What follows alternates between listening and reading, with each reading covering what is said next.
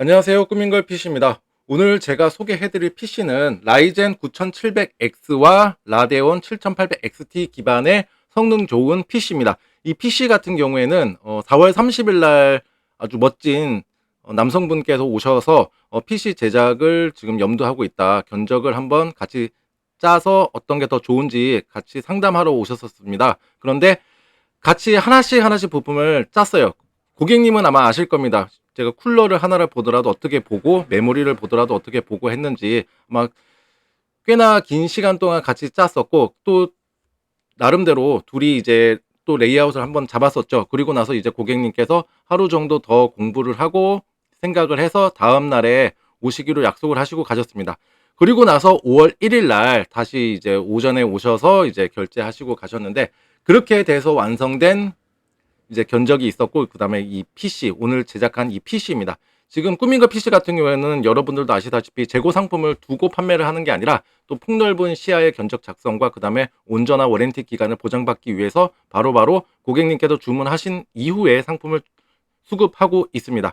그리고 5월 1일 날 주문을 하셨는데 5월 2일 날이 또 금요일이고, 그때 업체 휴무도 되게 많았었어요. 그리고 나서 이제 또 연휴가 쭉 이어졌었죠. 그리고 나서 제가 5월 7일 날 바로 물건을 다마스로 수급을 해서 오늘 이제 완성을 했고, 지금은 아직 이제 테스트가 돌아가고 있어요. 이제 고객님 같은 경우에는 주말에 이제 중화동에 오신다고 하셔서 아마 이번 주말 혹은 다음 주 정도에 오실 것 같은데, 주중에 그냥 편하게 작업하라고 이렇게 또 제 편의까지도 봐주시고 아주 멋진 신사분이셨습니다. 자, 물건이 이렇게 도착했고 부품 하나씩 한번 설명해 드리도록 하겠습니다. 단순히 이제 뭐 새 거다, 뭐 부품이 새 거니까 이렇게 했습니다, 뭐 이거를 보여드리는 게 아니라 왜 이 부품을 골랐고 또 선택을 했고, 그 다음에 부품별로 워런티 기간까지도 제가 자세히 설명해 드리니까 혹시라도 성능 좋은 PC를 염두하고 계신 분들이라면 이 영상이 조금이나마 도움이 되실 거라 생각이 듭니다. 자, 한번 보겠습니다. 자, 상품이 도착했고, 그 다음에 CPU는 앞서 말씀드렸다시피 고객님께서 딱 픽스해 놓은 것 중에 하나죠. 9700X입니다. 8코어 16스레드고 뭐 부스트 클럭이 5.5기가까지 터지는 아주 성능 좋은 CPU입니다.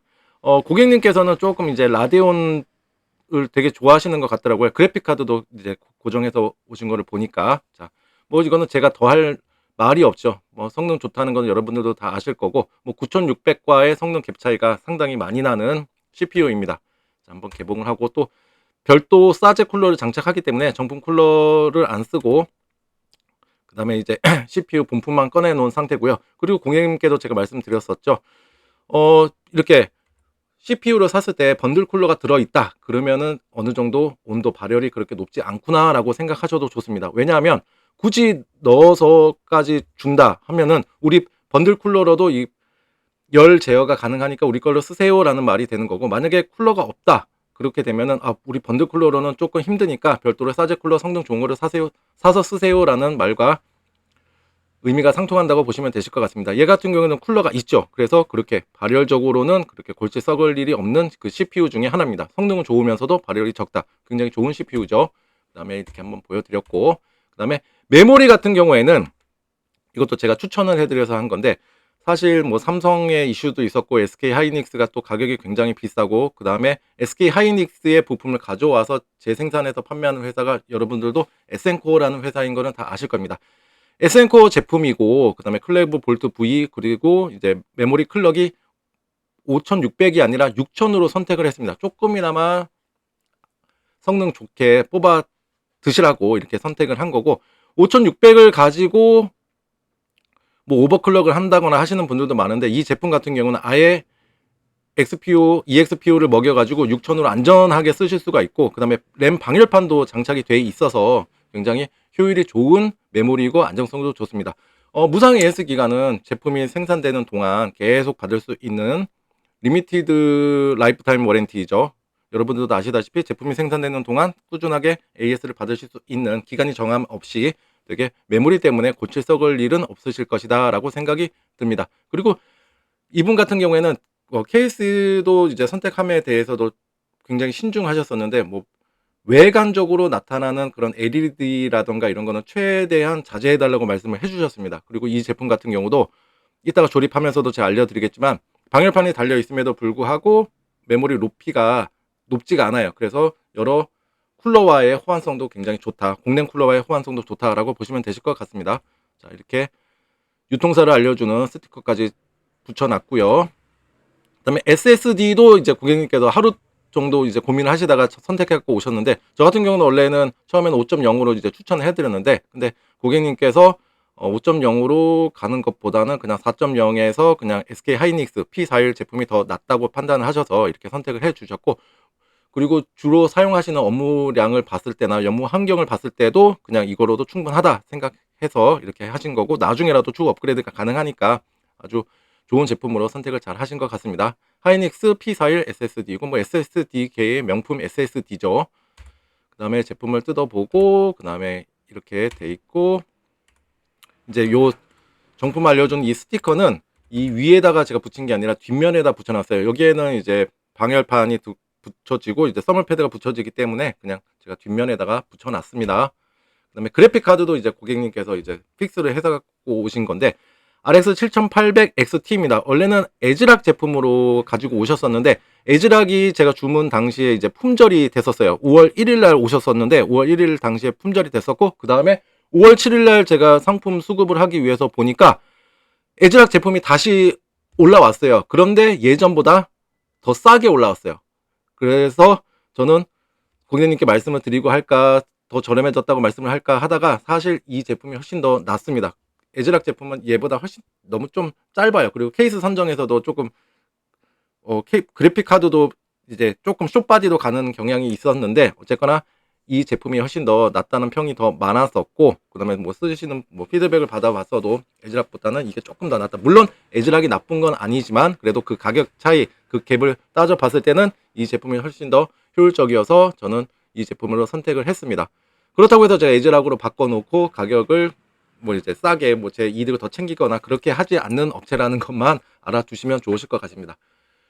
자, 그 다음에 이제 제품을 한번 박스를 열어봤고요. 그 다음에 이렇게 돼 있고, 이 비닐 같은 경우에는 이제 보호 필름이죠. 요거 같은 경우에는 꼭 뜯어 주셔야 됩니다. 이렇게 해서 제가 깔끔하게 뜯어 놓은 거고, 뒷 백플레이트 부분에서도 이제 비닐 보호막이 있었는데 제가 그것도 뜯어 놓은 거예요. 만약에 이거를 뜯어 놓지 않다 그러면은 쿨러가 아무리 열심히 돌아간다 하더라도 정상적인 쿨링 효과를 기대하기가 힘듭니다. 우리 잘 때 이불을 얼굴을 덮지 않고 자잖아요. 만약에 얼굴을 덮고 자다가 딱 했을 때 맑은 공기가 코 속으로 들어왔을 때 그 시원함 아시죠? 그래서 이런 쿨링이라던가 이런 거 할 때는 쿨러라던가 이런 거 방열판에 비닐 보호 필름이 있다 그러면은 꼭 떼 주시고 장착을 하시는 게 좋습니다. 꼭 유의해 주시기 바랍니다. 이거 붙여놓고 그냥 오시는 분들도 많아요. 그러면서 이제 나는 그래픽카드 온도가 왜 이렇게 높아, 이렇게 오시는 분들 실제적으로 많습니다. 이렇게 떼면은 훨씬 더 효율적인 쿨링 효과를 기대할 수가 있습니다. 이렇게 뗐고요. 그 다음에 파워 같은 경우도 이분 같은 경우에는 가격 차이가 조금 미미하다 그러면은 무조건 좋은 거를 쓰는 게 더 낫다고 생각하시는 분이셨어요. 그래서 하나씩 부분 선정하면서도 저도 꽤나 아주 뭐 조그만한 거라도 좋다 그러면은 추천해드리기 위해서 정말 오랜 시간 봤었던 견적으로 저도 기억을 하고 있습니다. 파워 같은 경우에는 그냥 시소닉 무상에서 10년짜리고요. 그리고 파워는 850W 풀 모듈러 제품으로 선택을 하셨습니다. 이거 파워 아시죠? 무게감 상당히 있는 파워고, 이 파워 같은 경우는 제가 더 이상 더 뭐 말할 게 없죠. 시소닉 전격 850W, 그 다음에 80 플러스 골드 그레이드 제품이다 라고 보시면 되실 것 같아요. 이렇게 뭐 박스를 열어보니까 이렇게 뭐 있고, 지금 되게 단단하고 아주 짱짱하게 생긴 파워입니다. 그 다음에 여러분들이 이제 뭐 쉽게 착각하시는 부분들이 있는데, 또 여기서 제가 한번 또 짚고 넘어가도록 하겠습니다. 850W라고 해서 내가 전기세가 더 많이 나오는 거 아니야 라고 생각하시는 분들이 많은데, 850W는 그냥 내가 여러 가지 장비들이라던가 여러 가지 부품들에 대한 허용치, 최대 허용치라고 보시면 되실 것 같고, 중요한 거 전기세를 따질 때는 80 플러스에 대한 등급입니다. 뭐 골든지 실버인지 뭐 플래티넘인지 이것 때문에 전기세의 효율이 나타난다라고 보시면 되실 것 같고, 이걸 해놓은 이유가 뭐냐면 850W 만약에 얘는 골드 제품이잖아요. 만약에 뭐 스탠다드 제품이다. 스탠다드도 80% 이상은 돼요. 골드 같은 경우는 약 90%라고 감안하게 된다면, 우리가 쓰고 있는 전기 콘센트 있죠. 전기 콘센트는 교류입니다. 교류고 PC가 사용하는 전기는 직류입니다. 교류에서 직류로 변환을 할 때 손실이 발생하게 되는데, 그게 바로 80 플러스 인증이라고 보시면 되실 것 같습니다. 이 등급이 높으면 높을수록 안에 들어가는 효율이 좋아지는 거고, 효율이 좋기 위해서는 좋은 부품을 썼다는 의미이기도 합니다. 그래서 좋은 부품을 쓰고 그레이드가 높으면 높을수록 파워에서 나오는 발열량도 굉장히 줄일 수가 있고, 그로 인해서 생명력 그리고 안정성도 크게 확보를 할 수가 있으니까, 여러분들도 만약에 파워를 구매를 하시려고 하신다 그러면은 일단은 용량부터 먼저 선정을 하시고, 그 다음에 이제 80 플러스에서 등급을 하나씩 보시게 되면은 좋은 파워를 찾으실 수 있으시리라 생각이 듭니다. 뭐 보호 회로라던가 이런 것들도 기본입니다. 요즘에는 어느 정도 보호 회로 안전장치들이 다 규격화가 돼 있어서 웬만한 거는 다 들어가 있습니다. 자, 이렇게 생겼고, 그 다음에 CPU 쿨러 같은 경우도 피어리스 이 제품도 이제 고객님께서 이제 선정을 하고 오셨었는데, 저는 이거보다 더 나은 게 있지 않을까라고 또 한번 계속 봤었는데, 워낙 이 가격대에서 제일 좋은 거를 갖고 오셨어요. 뭐 듀얼 타워 형이고 뭐 TDP도 굉장히 괜찮은 쿨러였고, 이것도 고객님께서 물론 픽스해서 오신 것들도 있지만 제가 그거 하나씩 고객님과 같이 봤던 거 아마 고객님도 기억하시리라 생각이 듭니다. 이보다 조금 더 나은 게 있다면 같은 가격대에서 혹시나 뭐 1, 2천 원 더 주더라도 더 훨씬 더 효율적인 게 있다면 저는 그걸로 추천을 해드리려고 많은 노력을 했었습니다. 자, 이렇게 박스를 뜯어보니까 이렇게 생겼고요. 듀얼 타워형이죠. 방열판 2개짜리 있고, 그 다음에 팬도 이렇게 2개 있고요.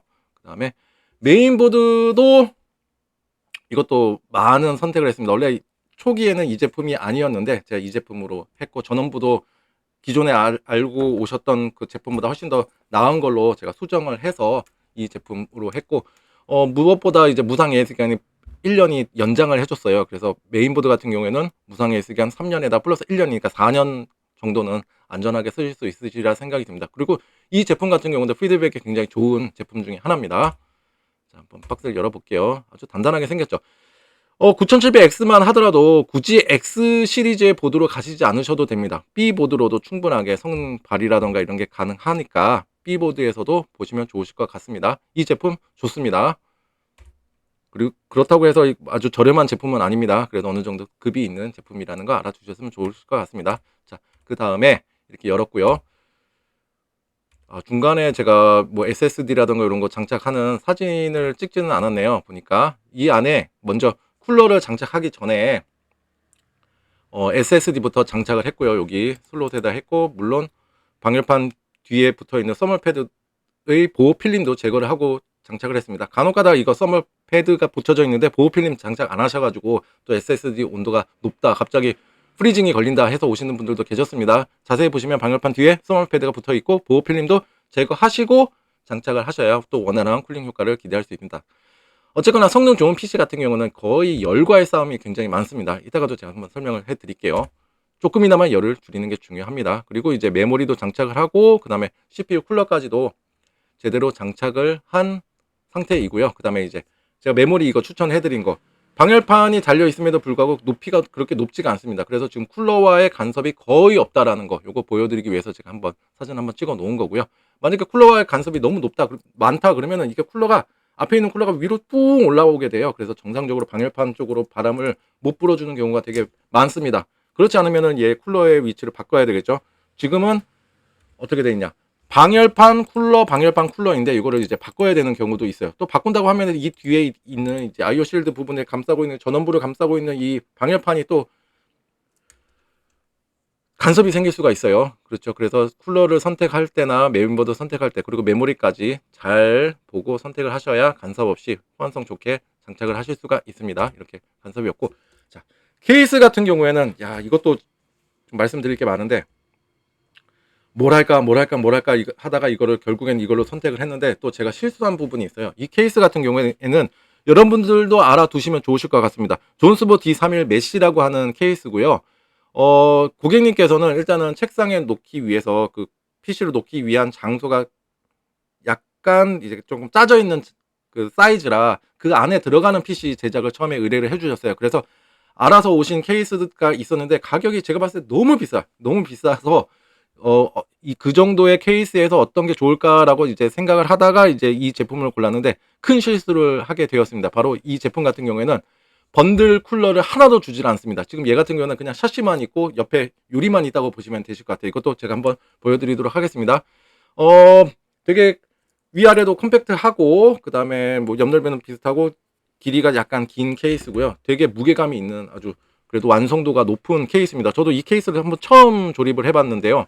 원래 이 부분에 이제 LCD가 나오는 케이스가 있고 그게 없이 이렇게 메쉬형으로 그냥 다 되어 있는 케이스가 있는데, 여러분들도 만약에 이 케이스를 조립하려고 염두를 하신다 그러면 쿨링 팬은 별도로 다 사셔야 됩니다 라는 걸 알아두시기 바랍니다. 자, 이건 조립 전 내부 사진입니다. 이렇게 나오는 것들, 위, 상단, 옆에, 앞에 분리가 되는 건 약간 고급형 케이스인 거 여러분들도 아시리라 생각이 듭니다. 자, 전면부에 있는 거를 빼고 파워부터 장착을 했습니다. 파워 같은 경우에는 두 가지 방법이 있어요. 이게 PC 정면입니다. PC 정면인데 파워의 팬이 바깥으로 배기를 하느냐 아니면 뒷면으로 해서 뒤로 배기를 하느냐. 어차피 뒤에 배기가 있으면 제가 봤을 때는 있으나 마나요. 그래서 저는 이렇게 달아놨는데, 파워 같은 경우도 열이 받게 되면은 이제 뜨거워지게 된단 말이에요. 뜨거워지는데 그게 PC 내부로 계속 흘러 들어가게 된다. 그러면은 저는 별로 좋지가 않을 것 같아서 이렇게 달아놓고, 이렇게 해서 전면부로 파워에서 나오는 열기는 그냥 밖으로 빼내고, 그 다음에 이제 밑에다가 이제 제가 쿨링팬 하나를 더 달아서 흡기로 만들어 놨는데, 여러분들도 이거를 잘 고민 하셔야 됩니다. LCD가 만약에 달려있다. 이 케이스가 아까 제가 두 가지 버전이 있다고 했잖아요. LCD가 달려있다. 그러면은 LCD 반대편으로 돌려야 돼. 그때는 어쩔 수가 없습니다. 쿨링팬이 케이스 안쪽으로 가게끔 장착을 해주셔야 됩니다. 지금은 간섭이 전혀 없기 때문에 깔끔하게 그냥 배기로 이렇게 해놓은 겁니다.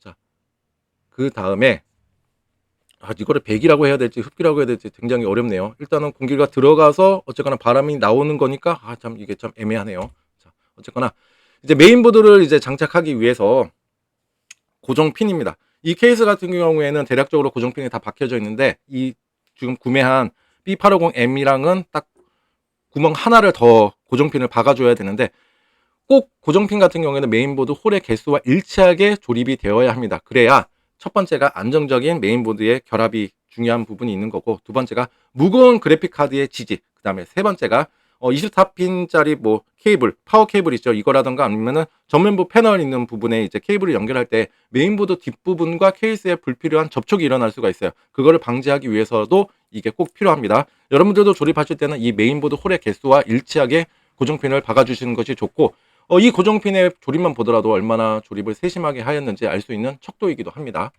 자, 이렇게 메인보드를 케이스 안에 입주를 시켰습니다. 지금 보시면은 다 메인보드 홀의 개수와 맞게끔 다 조립이 되어 있는 상태고요. 지금 깔끔하게 입주를 한 상태입니다. 아주 케이스에 아주 예쁘장하게 들어갑니다. 그 다음에 제가 말씀드렸다시피 지금 얘 같은 경우는 쿨링팬이 하나도 없어요. 그래서 저도 이제 쿨링팬을 최소화하기 위해서는 뒤에 배기가 하나가 있어야 됩니다. 배기가 하나가 있어야 되고 전면부에 흡기가 하나가 있어야 됩니다. 일단 맑은 공기가 일단은 케이스 안으로 들어가는 거는 무조건 하나는 있어야 돼요. 하나가 있고, 그 다음에 맑은 공기가 들어오면 뭐야, 안에가 지금 뜨끈뜨끈한데 이거를 뒤로 빼주는 배기가 하나가 있어야 됩니다. 그래서 제가 쿨러는 최소화하기 위해서 두 개만 이용을 했고, 완전 허접살이 완전 막 싸구려 그냥 ID 핀 4핀짜리 있죠. 그걸로만 연결되는 게 아니라 RPM도 조절이 되는 걸로 그냥 했으니까 요거는 추가금을 조금 생각해 주셨으면 감사하겠습니다. 자, 이렇게 했고, 일단 우선 쿨러 있는 부분 있죠. 쿨러, CPU 쿨러 있는 부분과 거의 일치하게, 지금 사진상으로는 좀 높이가 다르게 나온 것 같은데 실제로 시각적으로 보면 일자로 쭉 제가 맞춰놨어요. 그래서 바로바로 뒤로 빠지게끔 이렇게 해놓은 거고요. 그 다음에 전면부 같은 경우에는 이런 식으로 제가 만들어놨어요. 전면부는 이제 맑은 공기를 들어가야 되잖아요, 케이스 안으로. 그래서 밑에 파워 밑에다가 이렇게 해놓은 상태입니다. 두 개를 장착을 했고, 그 다음에 또 하나, 얘네들의 RPM을 조정하기 위해서 얘 하나 메인보드에 연결하려니까 선이 좁고 짧고 그래요. 그래서 이제 멀티 커넥터라고 해야 되나요? 예, 분배 케이블을 이용해서 제가 한 포트로 연결을 해놓고 이제 RPM을 조정할 수 있도록 해놨습니다. 이 RPM에 관련해서도 제가 이따가 바이오스 화면 나오게 되면 설명을 해드리도록 하겠습니다. 그래서 총 쿨러 팬 2개와 요 케이블 하나가 추가적으로 들어갔습니다. 꼭 이거 조립하시는 분들은 이거 없으면 난감해요. 아주 들어가는 공기도 없고 빠지는 공기도 없고 아마 케이스가 아마 뜨끈뜨끈 할 겁니다. 그 다음에 이게 그래픽카드까지 조립을 해놓고 이제 조립이 완성된 내부 사진입니다. 밑에 부분도 전혀 간섭 없이 제가 다 선 정리를 해놓은 상태고요. 그래픽카드 같은 경우에 이제 그래픽카드 보조핀 같은 경우는 밑에서 올려서 이렇게 할까 위에서 내릴까 굉장히 고민을 많이 했는데, 이 케이스 같은 경우에는 높낮이가 일반 케이스보다 좀 짧아요. 그리고 마이크로 ATX 형밖에 안 들어가니까 공간이 되게 협소합니다. 그래서 밑에서 올리게 되면은 아무래도 공기의 흐름이라든가 이런 거를 방해할 여지가 많아서 저는 위에서 당겨서 약간 텐션 주면서 이렇게 그래픽 카드까지도 지지를 할 수 있게끔 해서 이렇게 위로 올려서 조립을 완료한 상태입니다. 그다음에 이제 케이스 뒷면 사진입니다. 여러 가지 포토들도 많고 그죠? 아주 튼튼해 보이죠? 그다음에 이제 한번 전원을 한번 켜본 상태입니다. 첫 부팅이에요. 첫 부팅인데 뭐 제품의 용량에 맞게끔 스펙에 맞게끔 잘 인식은 해 놨고요. 그다음에 여기서 바로 끝나는 게 아니라 이제 꾸민거 PC는 이제부터 시작입니다. 사실 조립 같은 경우에는 그렇게 긴 시간이 걸리진 않습니다. 근데 오늘 이 조립 같은 경우에는 조금 걸렸어요. 뭘 하려고 하니까 뭐가 없어.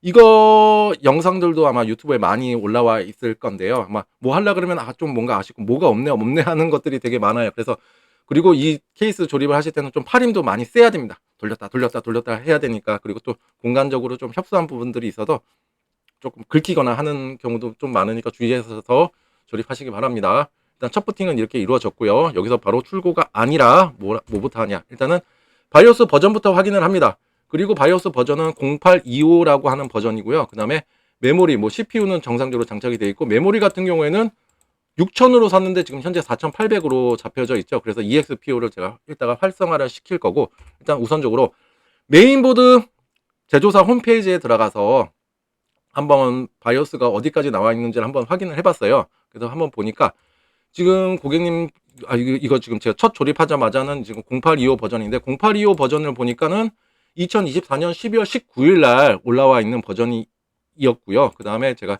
최신까지를 한번 봤습니다. 최신까지 보니까 2025년 4월 30일, 그러니까 불과 며칠 전이에요. 불과 며칠 전에 뭔가가 호환성이라던가 큰 용량을 지원하기 위해서, 메모리 지원하기 위해서 뭔가 바이오스 업데이트 파일이 들어왔어요. 올라왔어요. 그래서 제가 이 바이오스 업데이트를 파일로 업데이트를 진행을 하였습니다. 자, 이렇게 바이오스 업데이트를 진행하고 있습니다.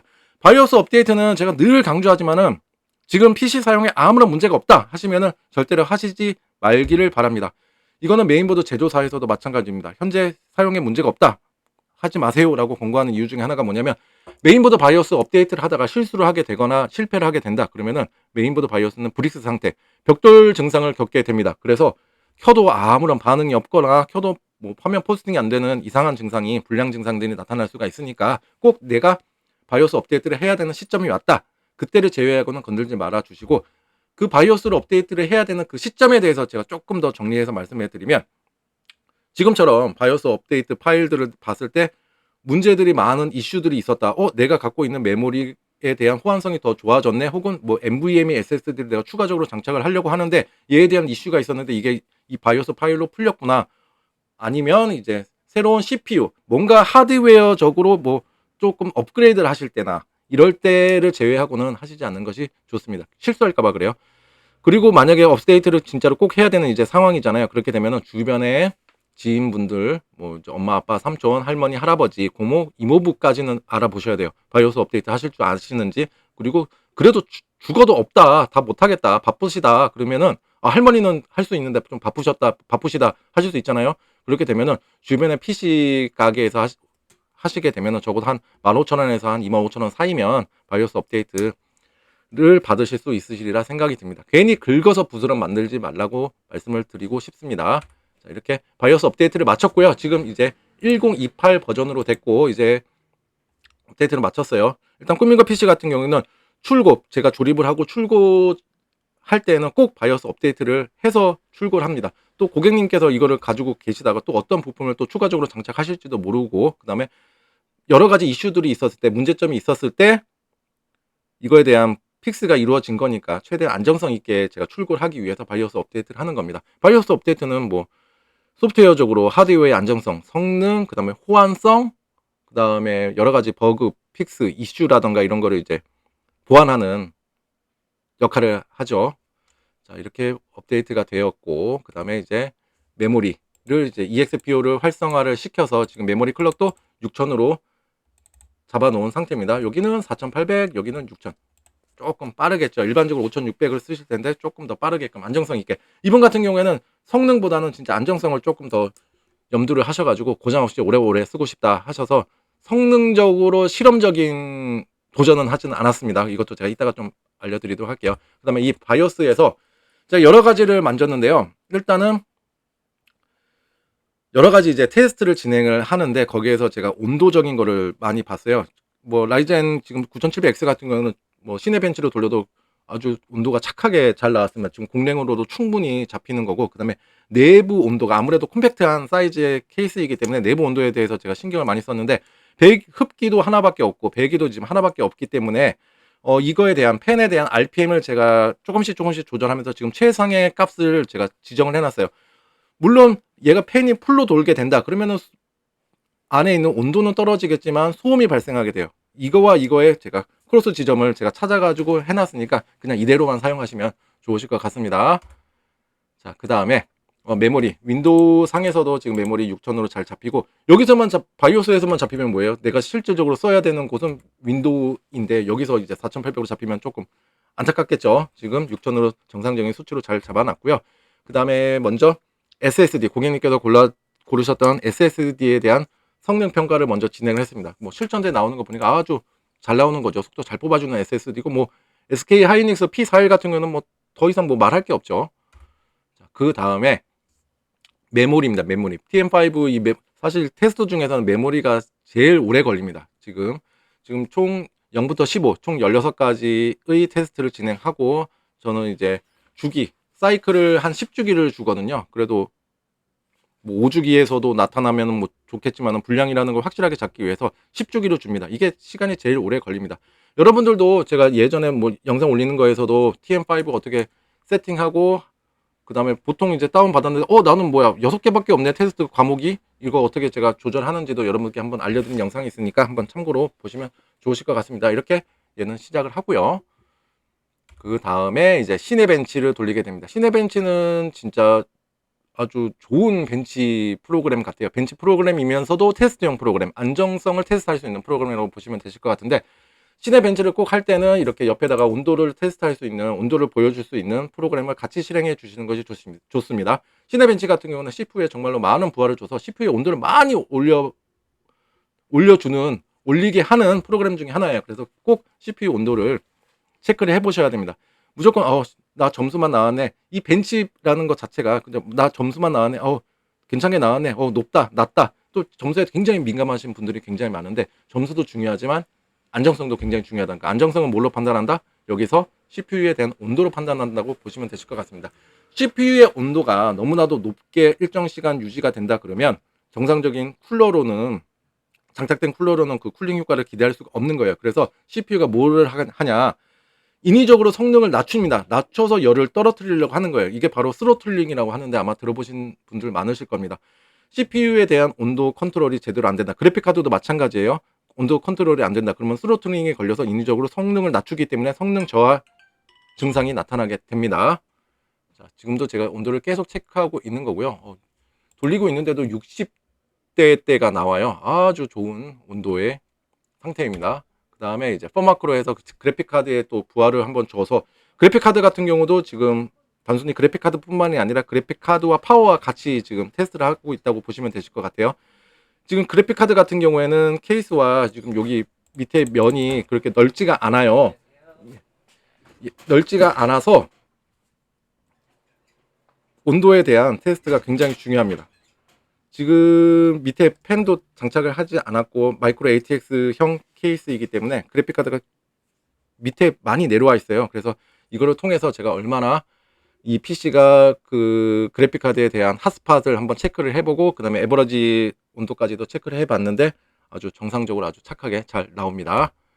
자, 이렇게 오늘 이제 라이젠 9700X와 라데온 RX 7800 기반의 PC 제작 과정과 지금 테스트하는 과정을 제가 한번 설명을 해드리고 있는데요. 지금 아직은 지금 테스트가 돌아가고 있어요. 이게 이제 돌아가게 되면은 이제 완료가 되고 통과를 하게 되면 이제 고객님께 출고를 할 거고, 일단 영상은 제가 미리 제작을 해놓고 고객님께 한번 먼저 보내드릴 거예요. 왜 그러냐면 오랜 시간 기다리셨단 말이에요. 5월 1일 날 결제를 하시고, 그죠? 그리고 주말마다 오시는데 5월 10일은 조금 촉박하지 않나라고 이제 생각하셨던 분이세요. 그래서 그 기간 동안에 이 영상 보시고 어떻게 이렇게 제가 조립이 되고 어떠한 마음으로 이제 세팅을 했는지 한번 알려드리기 위해서 한번 먼저 보내드릴 거고요. 그리고 추가금으로 이제 쿨러 2개와 이제 그 케이블이 하나가 들어갔다는 것도 알려드리고 싶고요. 제가 그만큼 정성스럽고 아주 세심하게 조립 하나하나에 신경 썼고, 조금이나마 더 좋은 게 있다 그러면은 귀찮아도 다 하는 스타일인 거 아마 이 고객분님도 아마 아실 겁니다. 아무튼 이 PC로 이제 하시는 일 늘 번창하시고, 그다음에 좋은 결실 10배, 100배, 1000배의 결실을 얻으시길 응원합니다. 그리고 고장 안 나고 오래오래 잘 사용하셨으면 좋으실 것 같습니다. 저는 아직도 그 목소리가 귀에 맴돌아요. 굉장히 젊으신데도 불구하고 근엄하시고 목소리가 아주 차근차근 말씀해 주시는 톤이 굉장히 목소리가 멋지셨습니다. 아무튼 제가 정성스럽게 조립한 PC로 아무튼 행복만 가득하시기를 응원합니다. 감사합니다.